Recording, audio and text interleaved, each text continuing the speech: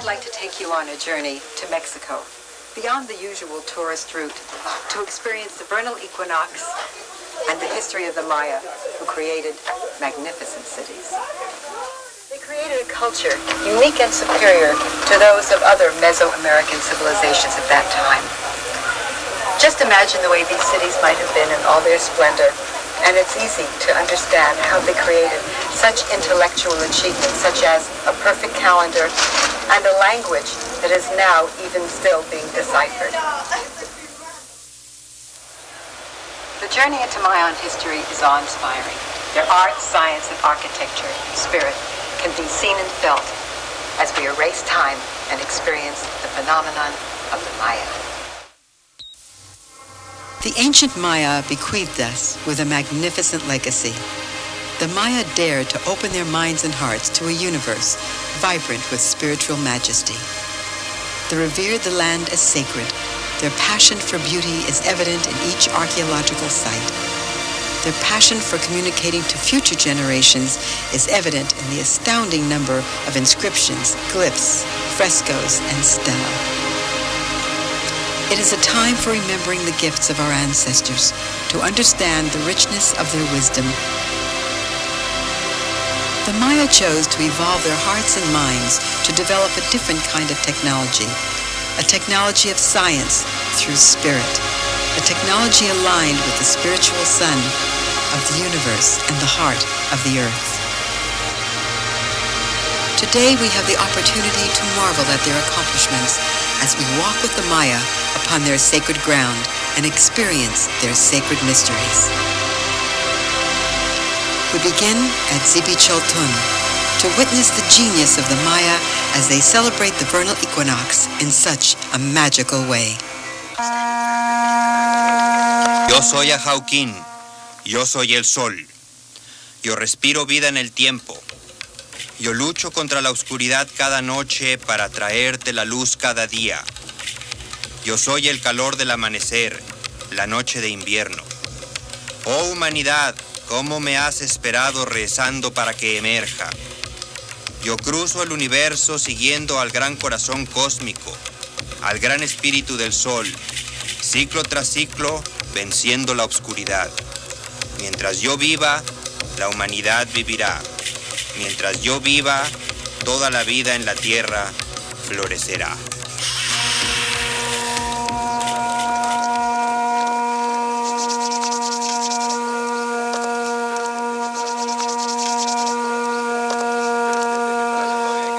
The Mayan people chose to celebrate the significance of the vernal equinox in a very reverent and spiritual way, which created a union between the people who witnessed and felt the magic. I was very touched by these profound experiences as the past and the present merged, and then how it affected all the people sharing this inspirational wonder.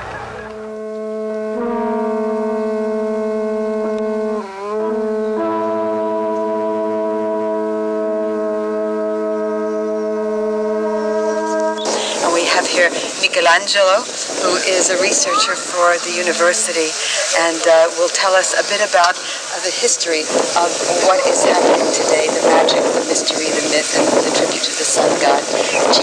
Yeah.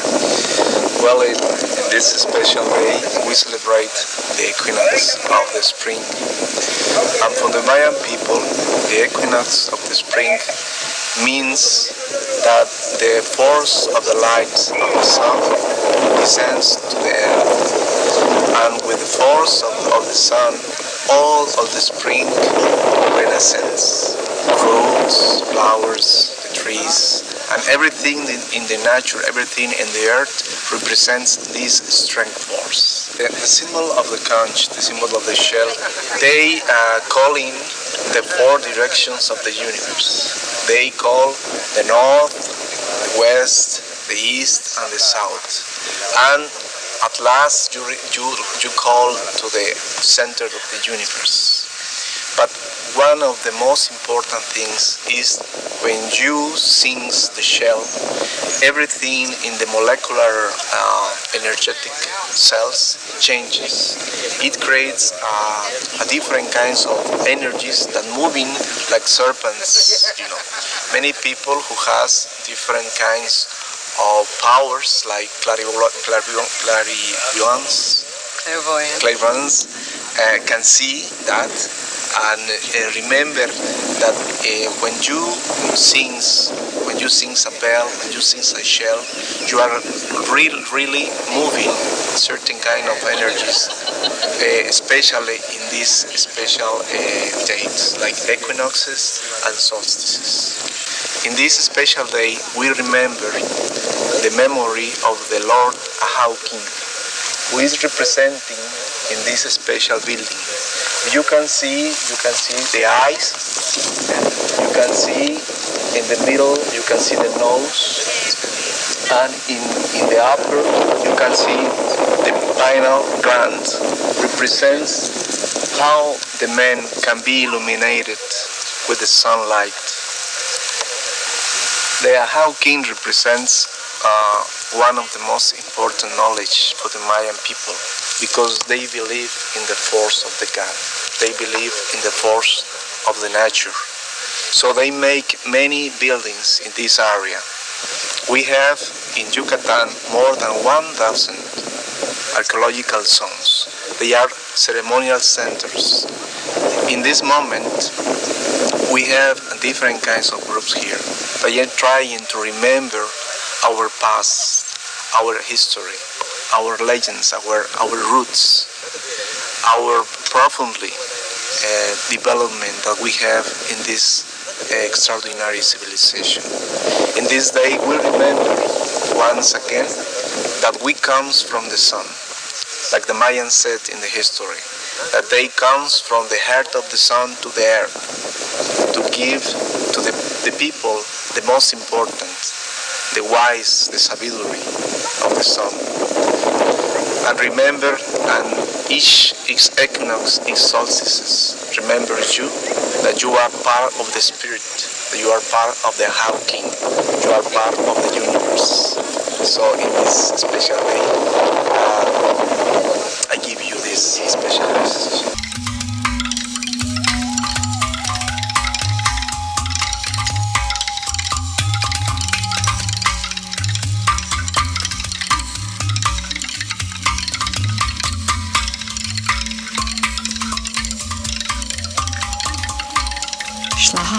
The cenote at Zibit Choltun was and still is the site of ritual bathing for cleansing the body and soul. The ancient Maya gave water the hierarchy of a deity. Their devotion was expressed in the worship of the god Chak.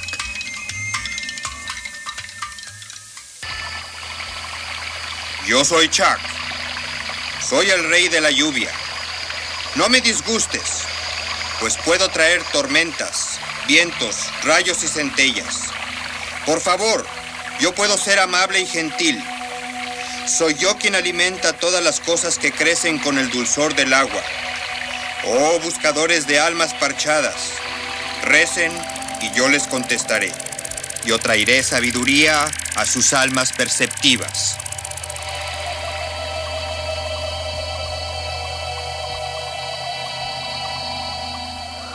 We're here at Chichen Itza, at the temple of Kukulkan, that's known as the feathered serpent of light. This is the miracle that the intellect of the Mayans created architecturally to capture the vernal equinox in a very unique way, whereas the light at a very special time around 4 o'clock in the afternoon starts coming down triangle after triangle, finally completing the form of the snake of light.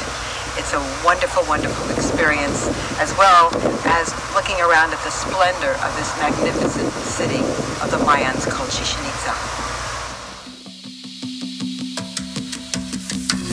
Chichen Itza encapsulated the initiatic tradition of the Maya. The journey began with a ritual ball game where men challenged each other while women danced with flowers. Then to the surrendering heart at the temple of the jaguars and eagles. followed by a cleansing and thanksgiving in the cenote, and then onward to the surrendering of one's will to the Hunab Ku at the great temple of Kukulkan. The grand ancient city of Chichen Itza and its majesty reflects the genius of the Maya in a most spectacular demonstration of its precision in archaeoastronomy and solar alignment. The Sun Temple of Kukulkan is a startling example. Kukulkan, or Kukulkan Quetzalcoatl, means God-man, feathered serpent. In the Mayan language, Ku'unku means our sun god has stopped. This marvelous philosophical interpretation was based upon the astronomical science, since it effectively looked like the sun stops for a period of time on this day. The 7 levels at which the sun stops represents the 7 golden portals which must be entered in order to attain mystic fulfillment. The cosmic snake descends, awakening the consciousness of humanity. Yo soy Kukulkan, la luz de la serpiente emplumada. Soy el mensajero cósmico. Soy divino aliento. En este día especial, el primer día de primavera, traigo noticias del espíritu del sol. Desciendo paso a paso, piedra por piedra, con un arco iris de luz. Cantando y ondulando, yo vibro con el misterio del gran Madre Padre. Abrázame completamente. Yo traigo luz y nuevos conocimientos. Yo soy la realidad del corazón cósmico que se junta con el corazón de la tierra, alcanzando los corazones humanos. Yo descubro a Quetzalcoatl Kukulkan. The temple is a celebration of the solar calendar. The temple has 7 levels of 13 steps, each for a total of 91 on each side. The total steps represent 364 days of the solar year, with the 365th day represented by the central lofty temple at the top. The snake was revered for its powers of transformation and renewal. The rattlesnake is a symbol of chronology. The snake was the perfect timekeeper. The eyebrow on the head of Kukulkan is a stylized rattle, and the spiral at the opening of the serpent's mouth represents the sinuous movement of the sun when it passes from one solstice to another, just as the snake makes an undulating movement when it crawls. During the summer solstice at this temple, the Maya celebrate New Year on July 16th, when the snake sheds its skin and grows one more rattle. At this time, the sun is directly overhead. Many ancients embrace the belief that when the sun projects no shadow, the Sun Temple, which is a solar symbol, represents the triumph of goodness over evil. Light has overcome darkness, and day has prevailed over night. This makes the Maya New Year a meaningful celebration.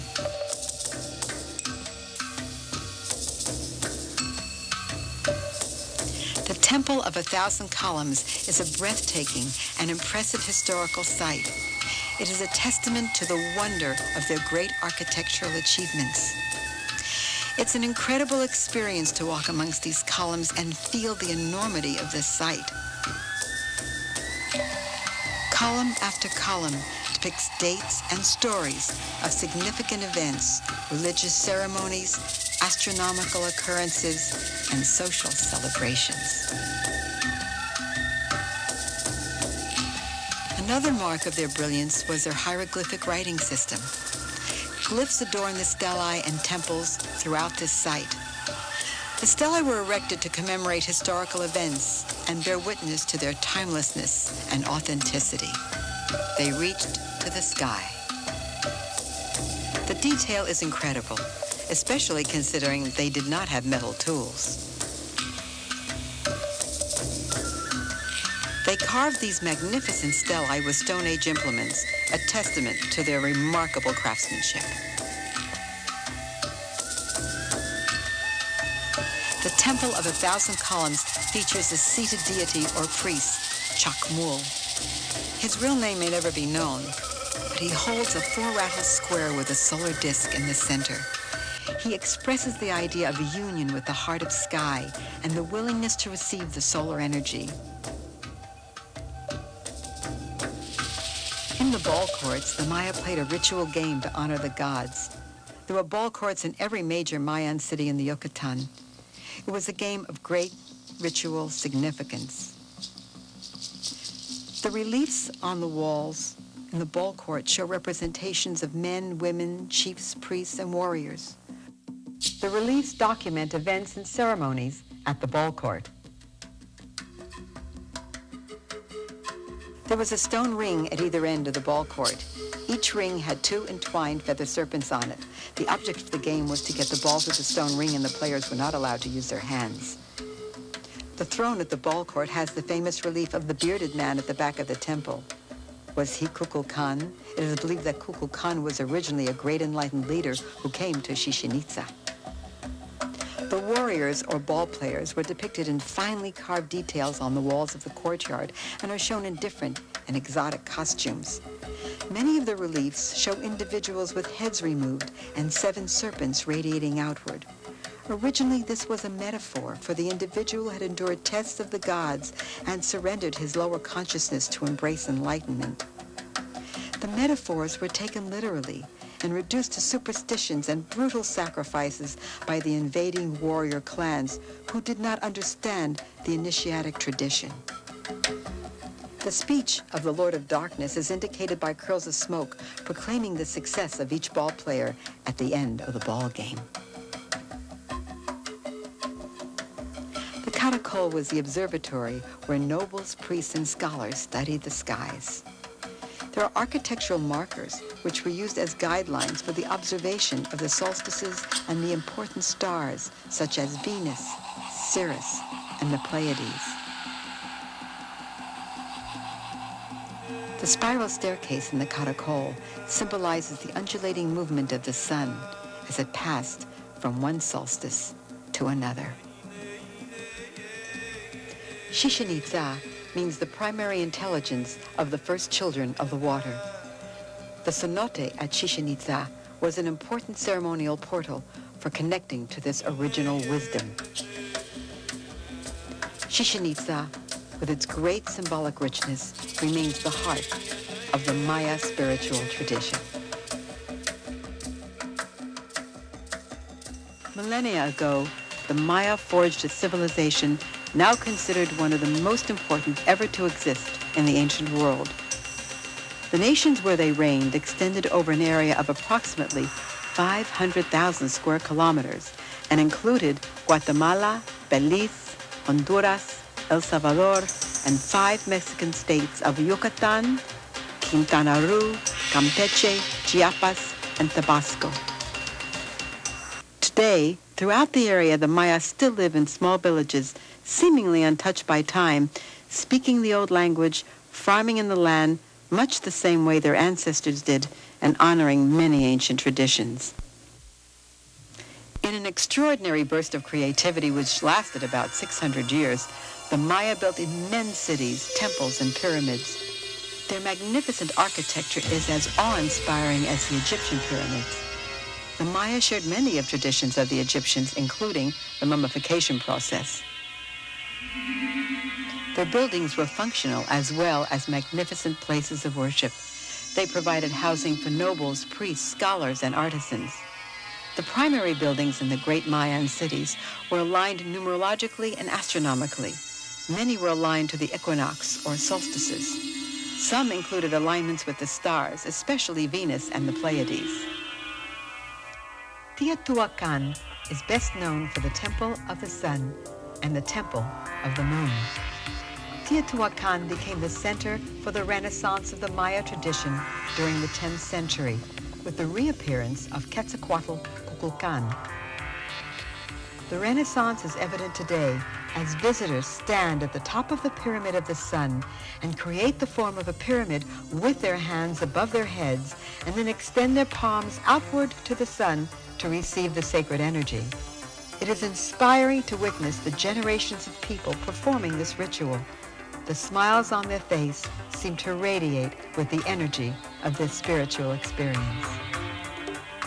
La Venta is filled with 24 colossal stone heads, altars, and strange jaguar figures that are the legacy of the Olmec civilization. The Olmecs are often referred to as the mother culture of the Maya. These people were credited with inventing the hieroglyphic writing, the Tzolk'in, or the 260-day ritual calendar, and the architectural format of the temples. Olmec means rubber. The Olmecs were thought to be the originators of the ball game that was played throughout the lands. The Maya were credited with a number of astonishing breakthroughs. Our journey has illuminated the highly evolved culture of the Maya. Tulum is a magnificent jewel set in the sparkling Caribbean. It is a place of serene beauty and Maya mysteries. Originally, the site was called Zama, which is appropriately named Sunrise because the sun rises over Tulum, which is set on a cliff 12 meters above the sea. This was a center for meditation and purification. It was a place for deep introspection. Here, the sun, the moon, and the oceanic waters of creation were celebrated. Tulum is the site of the descending god and features an impressive structure known as the Great Temple. It is the same as the Sun Temple we find at Zibicholtun, where the sun rises at the vernal equinox and appears through the temple door. The inside of the temples are painted with beautiful frescoes portraying various rituals, including the phases of gestation and the birth rituals. Let me capture your imagination as we envision a procession of priestesses entering the ocean in alignment with the setting sun and the rising moon. This is the place of Ixchel, the goddess of childbirth, where pregnant women would come for blessings before a child was born. Yo soy Ixchel. Yo mantengo las semillas del futuro. Soy la gran tejedora de la vida. Soy fertilidad. Yo traigo el florecimiento eterno de la vida. Soy conocida por muchos nombres. Borde de estrellas. Madre de todo. La que otorga la vida. Madre del maíz. Madre de la medicina. Soy yo la que te formó en el vientre de tu madre. Soy tu protectora en la vida y en la muerte. Soy toda bondad. Yo los bendigo a todos.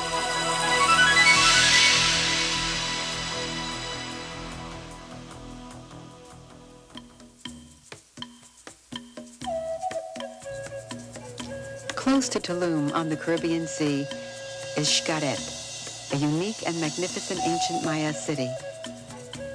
Xcaret means refuge, and it is set in a lush jungle paradise.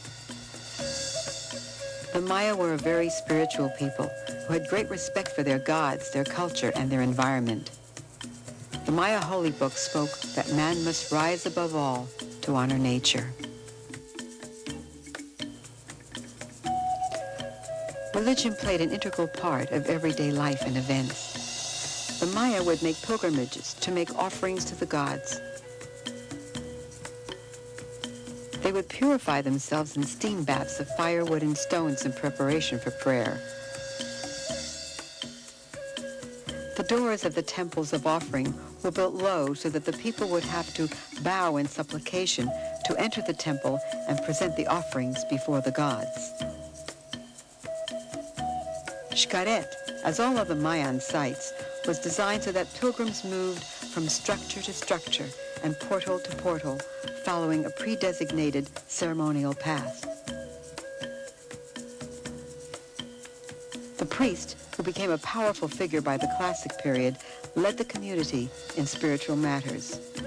The high priest or priestess performed rituals with the sacred resin copal and sacred herbs which were offered to honor the gods.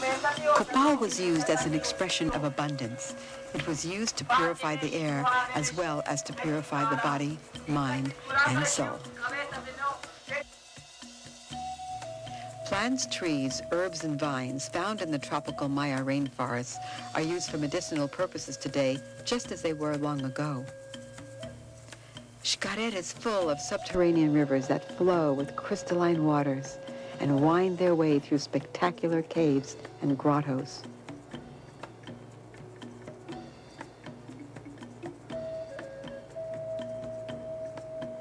These clear, unpolluted waters were also used for ritual bathing. In Xcaret, the beautiful wildlife can still be observed today in the lushness of this tropical rainforest. To wander through the archaeological sites of the Maya is truly an incredible experience. Their culture was steeped in science, art, and spirituality, and there are so many facts that we need to know about these incredible people. We're fortunate today to have with us Jeanette Matkowska, who's an expert in Mayan history and a myth historian. Welcome, Jeanette. Thank you for your valuable time. Oh, thank you so much, Nina. It's a pleasure to be here. It's important for us to remember that the Maya are truly an important, fundamental human civilization.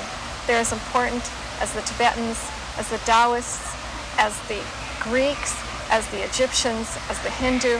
They truly are a wondrous civilization. And it's important for us to remember that the Maya civilization has not passed, that it has existed parallel to the European civilization. And the good news is that there are Maya with us today, and that's very important. There are 2 million people that are Maya and 6 million people that speak Maya, and as well as mixtures that are abounding through Central and South America. That's exactly right. That the traditions continue today. From a written tradition, it became an oral tradition. And we can see people, the Maya, celebrating many of the celebrations, for instance, like the vernal equinox at Zibuchiltun, where they come to witness the god arriving once again, and that they remember that they too have divinity inside themselves, that they are part of the god, that they're part of the universe. Or, for instance, going to Tulum, where there's a deep introspection, where there's a listening for what the gods have to say to them, what the sacred symbols are that the gods grant them to assist them in their lives. Or the next place that they would go to is Xcaret, to give blessings, to give thanks for the symbols that they received. And then to Chichen Itza to watch the descent of the serpent, the descent of the plumed serpent as the god within is awakened. That's a most precious ceremony.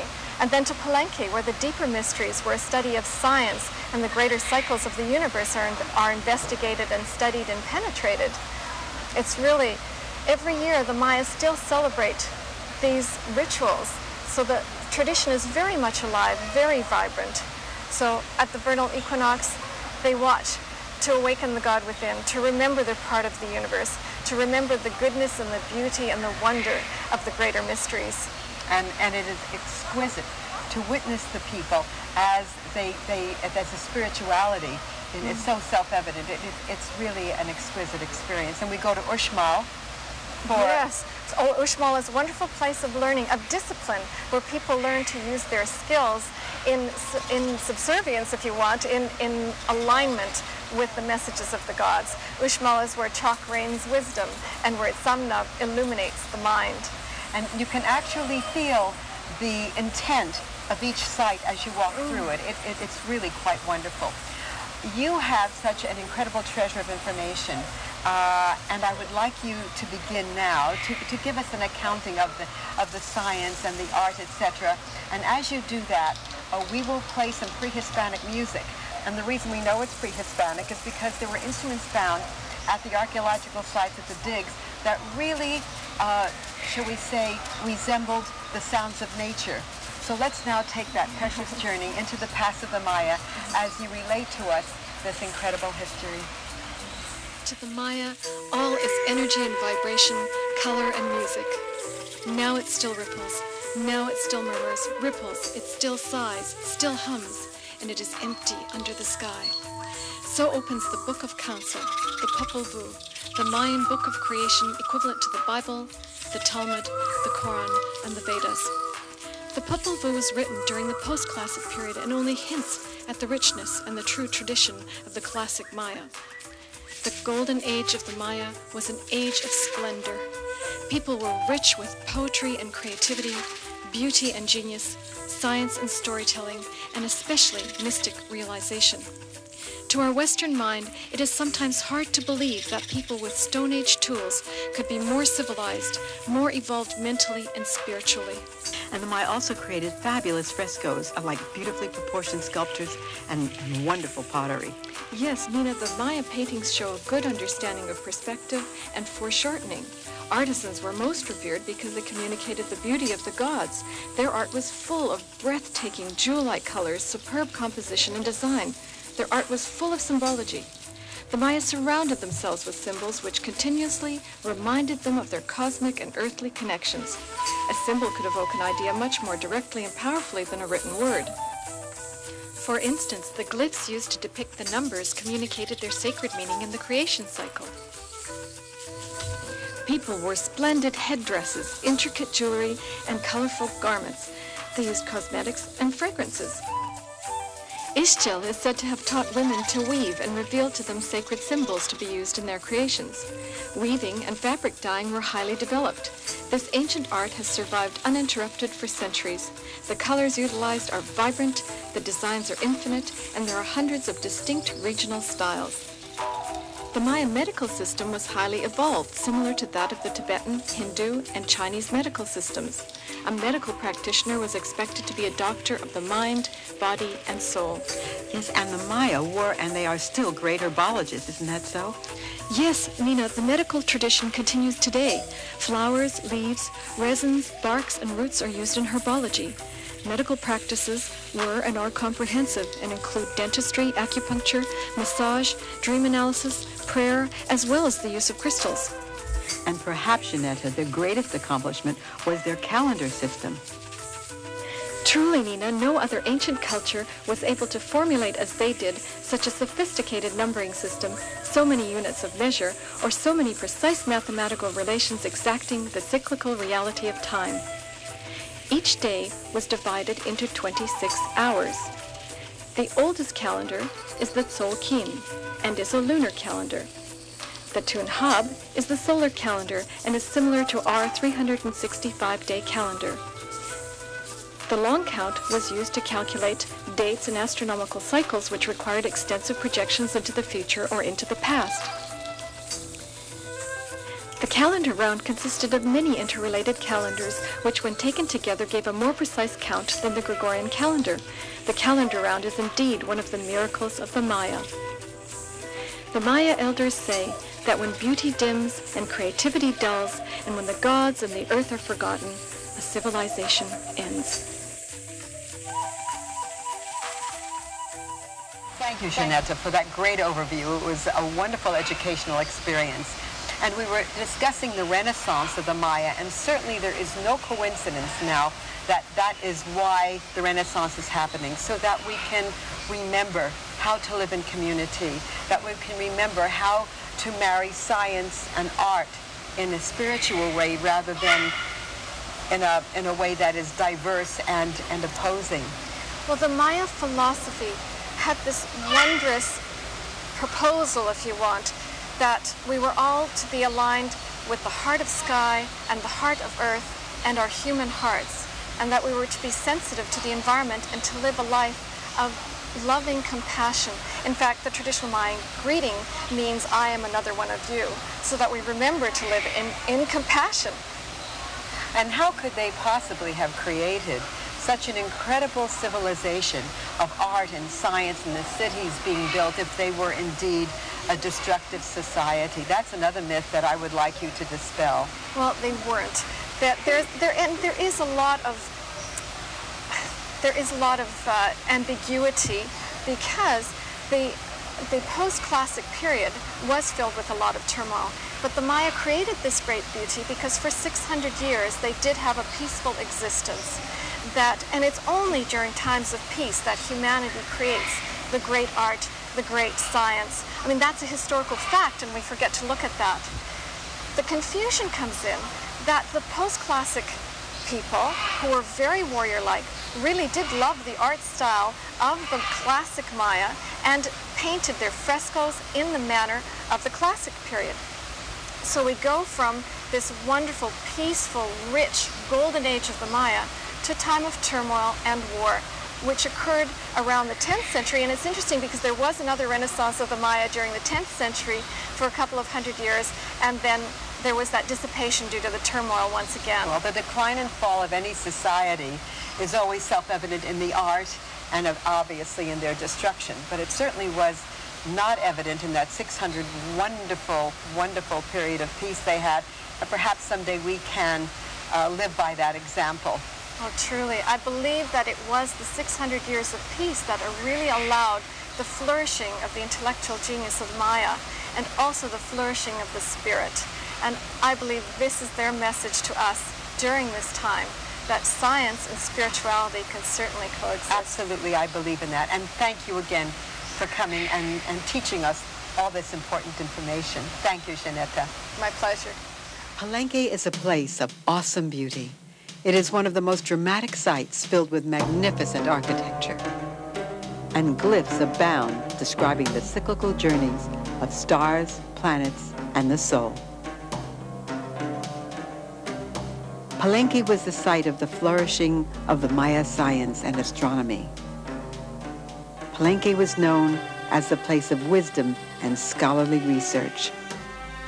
Two of the extraordinary findings at Palenque include the recently excavated tomb of a great queen and the magnificent tomb of Pakal Votan, featuring a jade mask inlaid with semi-precious stones.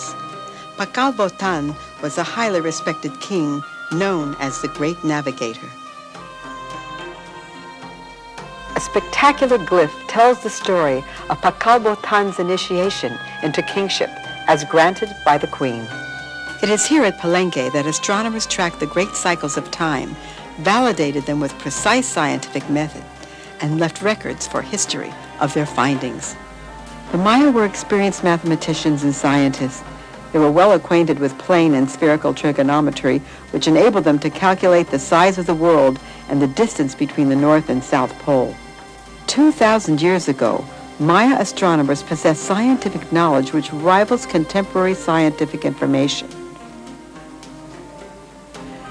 As contemporary science catches up with the Maya, astronomers are finding that the dates specified by the Maya at Palenque, as well as Tikal, Copan, and Celtal, which were once thought mythological, have a sound scientific basis.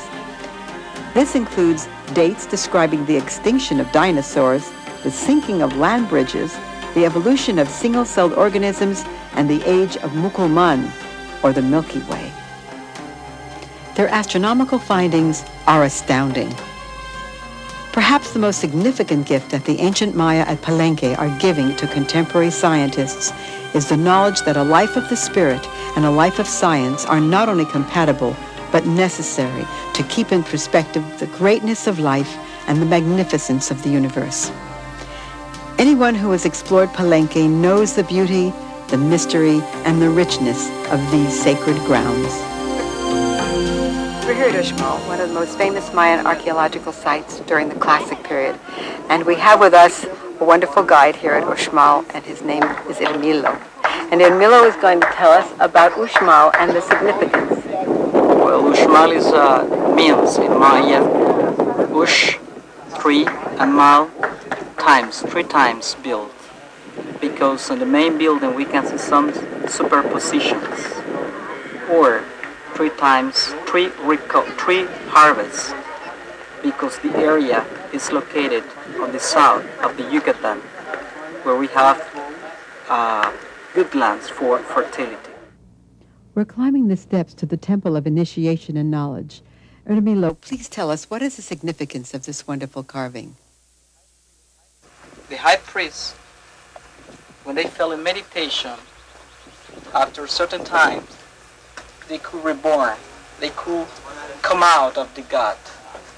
So we see a face, a human face, from the nose of the rain god, right at the front head, and a small point representing the development of the third eye. That means the development of the spirit. Uxmal was and still is an amazing city. It was a great ceremonial center and sacred place. it was also the capital of many Mayan cities. The fine detailed carvings were inspired by the pattern of the rattlesnake. A great architectural breakthrough was the Mayan Arch, another testament to their genius.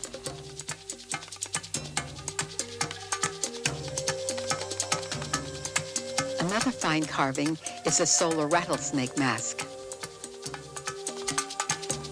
The main building, or the solar temple, was aligned with the sunrise and the sunset at the solstices. The appearance of an undulating snake on the frieze is an excellent symbol of the solar movement. It is one of the greatest temples in the city of Uxmal. The representation of the jaguar at the entrance to the building was perfectly aligned with magnetic north. The Maya created temples dedicated to the turtles. The turtle represents longevity and also water. But the most important association was the shell, which had 13 divisions, the number associated with the number of the heavens or celestial realms.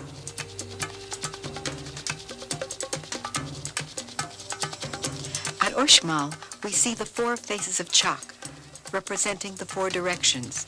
They are seen because the Maya conducted rituals to the 4 corners of the fields so as to ensure rain for their crops.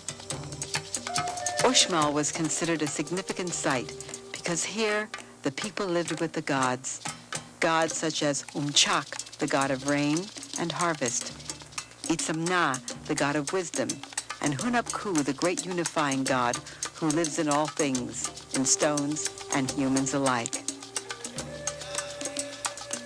The comb of inverted trapezoids on the top of the crested wall is a spectacular stylization of rattlesnakes' tails pointing upwards. The Mayan education tradition was extensive and comprehensive.